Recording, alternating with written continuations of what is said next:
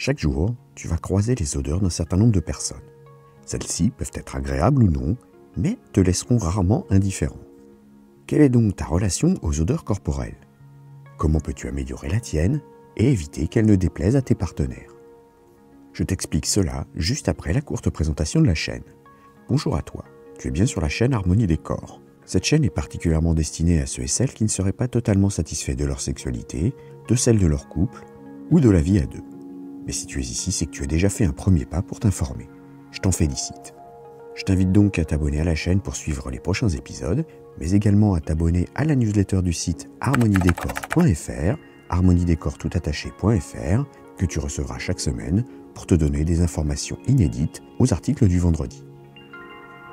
Je te propose d'entrer dans le sujet de l'article en essayant de comprendre le sens de l'odorat.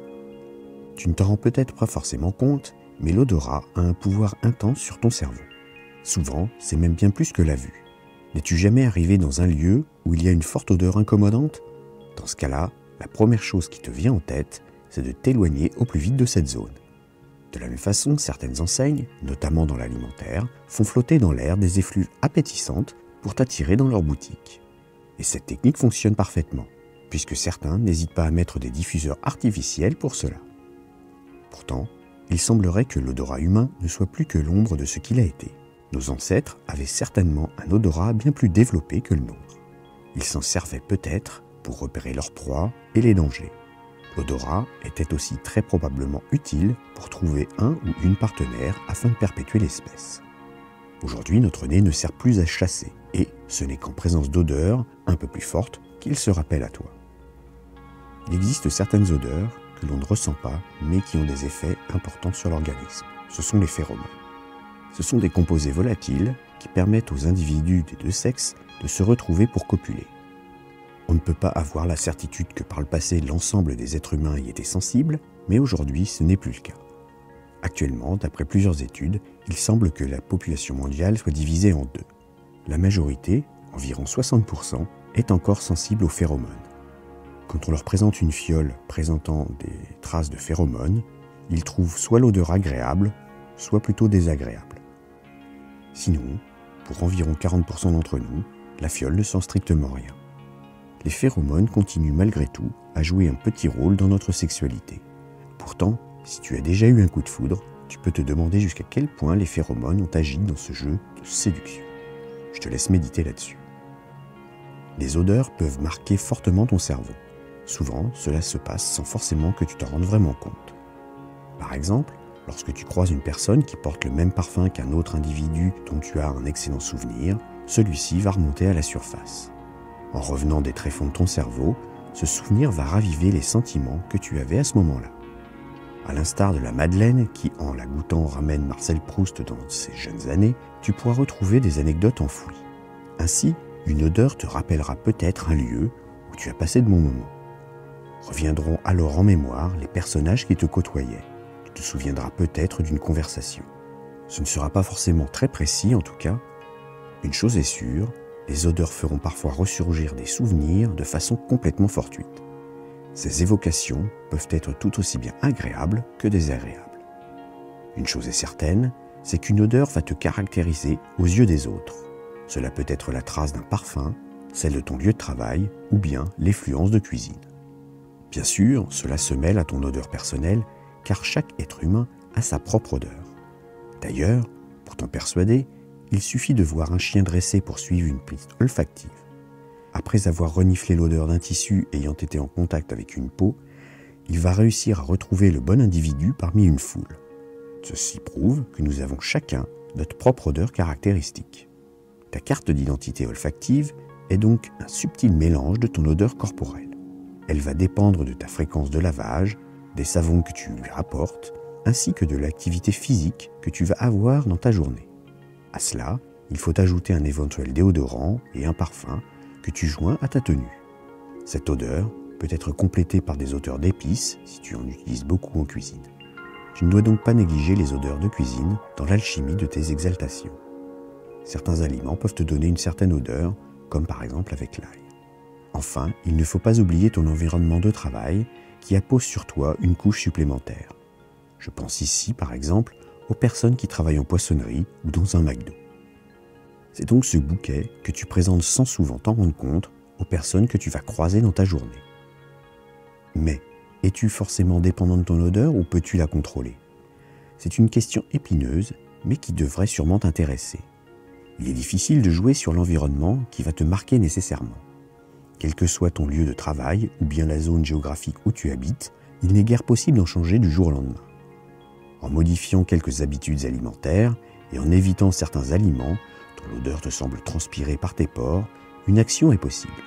Bon, si l'ail est ton péché mignon, mais que ton ou ta partenaire s'en plaint, c'est à toi de voir ce qui finalement compte le plus dans ta vie. Quoi qu'il en soit, il est toujours possible de changer quelques habitudes culinaires. Les odeurs d'épices ont tendance par exemple, lors de la cuisson, à venir s'incruster à tes poils, cheveux ou barbe et à modifier ton odeur de façon subtile. Tu l'auras compris, et cela fait plusieurs siècles que nous utilisons cette technique, la meilleure manière de modifier considérablement l'odeur qui te caractérise sera de trouver un parfum qui te définira.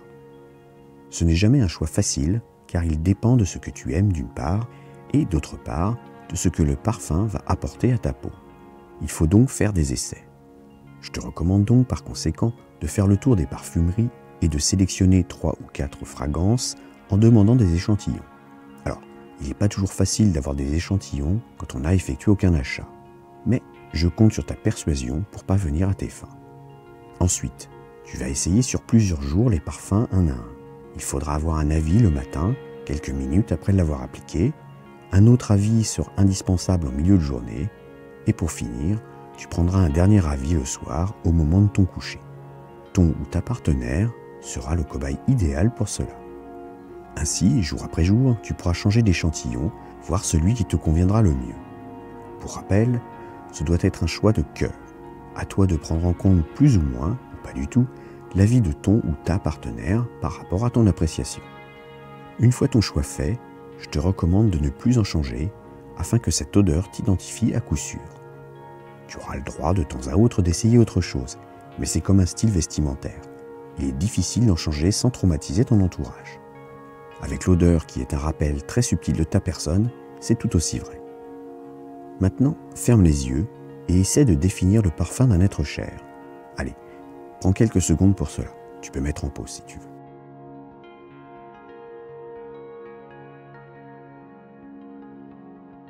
Alors, as-tu réussi cet exercice?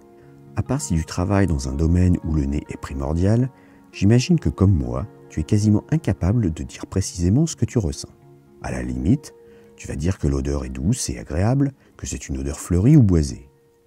Comme tu le vois, notre vocabulaire olfactif est assez pauvre. Tu sais que cela sent bon ou mauvais, mais il est bien difficile de qualifier ce que tu sens. En plus, l'odorat est aussi conditionné par nos sentiments. On apprécie généralement les odeurs de l'être aimé. Et quand ce n'est pas le cas, c'est qu'il y a potentiellement un problème. D'ailleurs, ne dit-on pas de quelqu'un qu'on ne peut plus le sentir quand on ne l'aime pas? C'est d'ailleurs un peu comme le baiser. Si tu n'as pas vu la vidéo à ce sujet, tu pourras cliquer en haut à droite et dans la description pour le visionner. Finalement, l'odeur, comme le baiser, est également un révélateur des sentiments que tu portes à une personne. L'odeur corporelle est donc importante dans la vie et il faut s'en préoccuper. Je vais, dans cette dernière partie, faire le point sur les odeurs naturelles de ton corps et voir comment tu peux plus ou moins les gérer. Tout d'abord, avant de commencer, il faut savoir que tu auras du mal à être ton propre juge. En effet, il est souvent impossible d'avoir une idée de notre odeur personnelle. En parlant de nez, on va prendre cet exemple comme image. Tu ne le vois pas quand tu regardes devant toi, car ton cerveau l'élimine. Pourtant, en te cachant un œil puis l'autre, tu remarqueras qu'il devrait être visible. Pour ton odeur corporelle, c'est exactement la même chose. Ton cerveau va tout bonnement la supprimer. En fait, de ton corps, tu ne sens que ce qui sort de l'ordinaire ou qui sent très fort. Donc, si tu ressens ta propre transpiration, tu peux te dire que pour les gens autour, ce sera forcément plus fort. Attention, il ne faut pas non plus te focaliser sur une odeur que tu jugerais désagréable, mais qui ne le serait pas nécessairement pour tes partenaires. Je parle ici principalement des odeurs génitales.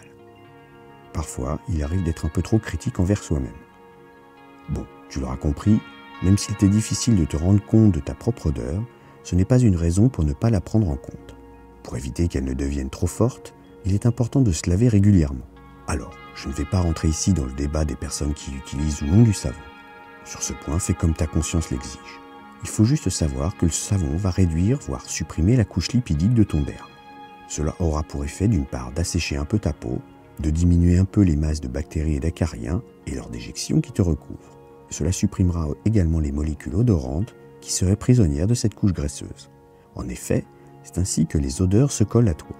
Ces molécules viennent s'accrocher à la fine couche de graisse qui recouvre notre peau et s'en libèrent petit à petit. L'élimination de cette fine couche, au moins partiellement, permet en frottant comme sur une ardoise magique de remettre à blanc la zone. Tu pourrais te demander pourquoi certaines parties du corps, malgré un lavage homogène, ont des odeurs plus tenaces et plus fortes que d'autres. C'est très simple, les zones confinées, et oui maintenant on est à l'aise avec ce terme, sentent avec plus d'intensité que les zones libres. N'as-tu jamais fait attention que tes avant-bras n'avaient que très peu d'odeur si tu les compares à tes dessous de bras ou même ton entrejambe? Il faut aussi prendre en compte que tout ce que notre corps sécrète et restitue a une odeur, que ce soit le sébum, la salive, le sang, l'urine, les selles, la sueur et j'en passe, toutes ces substances ont une odeur. Comment serait-il possible de ce fait que l'on ne soit pas odorant? Les parties les plus odorantes de ton corps sont donc les pieds qui passent leur journée enfermés dans des chaussures. Cela favorise une atmosphère humide et la prolifération de bactéries ou de champignons qui produisent des substances odorantes à l'odeur proche de certains fromages. Ensuite, il y a tous les plis de notre corps. Ceux qui offrent un contact peau à peau vont produire de la sueur pour abaisser la température. Cette chaleur va favoriser l'installation de bactéries qui s'en nourrissent en émettant des substances odorantes. Il y a donc le creux des genoux, l'aine, les dessous de bras, sous les seins et les bourrelets quand on reste dans certaines positions. Pour les aisselles et l'aine, les poils jouent un rôle de dissipateur et donc atténuent un peu l'odeur. Je parle des fonctions des poils dans cette vidéo. Si ça t'intéresse, je t'invite à la regarder en cliquant en haut à droite ou dans la description. Ensuite, il y a les parties génitales qui sont des zones chaudes, humides et que l'on enferme. D'ailleurs, c'est aussi une bonne raison de dormir entièrement nu la nuit. Si tu n'as pas encore vu cette vidéo, je t'invite à le faire en cliquant en haut à droite et dans la description. Cette bonne habitude va permettre justement à ces zones de mieux respirer et d'éviter ainsi des odeurs trop fortes. Pour finir, il y a aussi tous les orifices qui présentent aussi une odeur plus ou moins intense. On pense à la bouche, à l'urètre et à l'anus. Les oreilles également ont elles aussi une odeur qui est pour beaucoup assez déplaisante. Il est donc nécessaire de laver régulièrement ces zones pour éviter la prolifération bactérienne toujours à l'origine de composés olfactifs. J'imagine que tu as déjà connaissance de ces zones, à toi de t'appliquer à porter attention dessus pour améliorer nettement ton odeur naturelle. Je vais achever cet article par les odeurs qui peuvent aussi exacerber l'excitation de tes partenaires. Et oui, tu as bien entendu, il est possible que ton odeur soit une source d'excitation. Cela peut être dû à un parfum qui plaira très fort à ton ou ta partenaire, mais également, plus surprenant, cela peut être ton odeur corporelle originelle. Par exemple, l'odeur du sexe, si elle est normale, est souvent une source d'excitation sensorielle.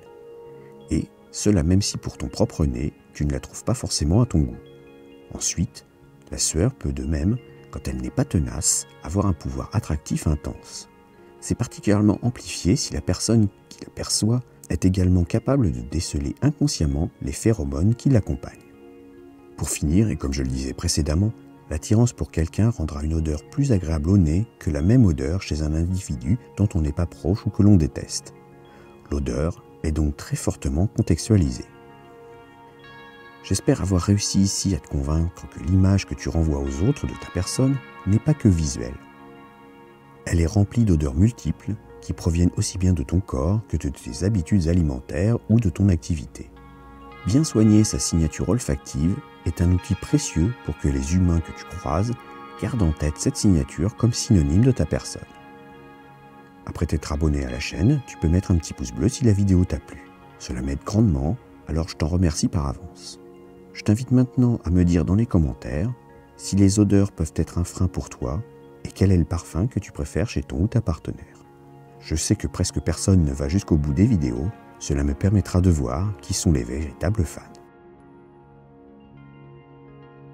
Merci d'avoir écouté cette vidéo. Pour aller un peu plus loin et rejoindre le cercle des fins connaisseurs pour une sexualité épanouie, je te conseille de t'abonner à la newsletter. Tu retrouveras l'article complet, Il te donnera plus de conseils et des astuces. Abonne-toi à la chaîne, active le petit pouce bleu, éventuellement ajoute un commentaire et à bientôt.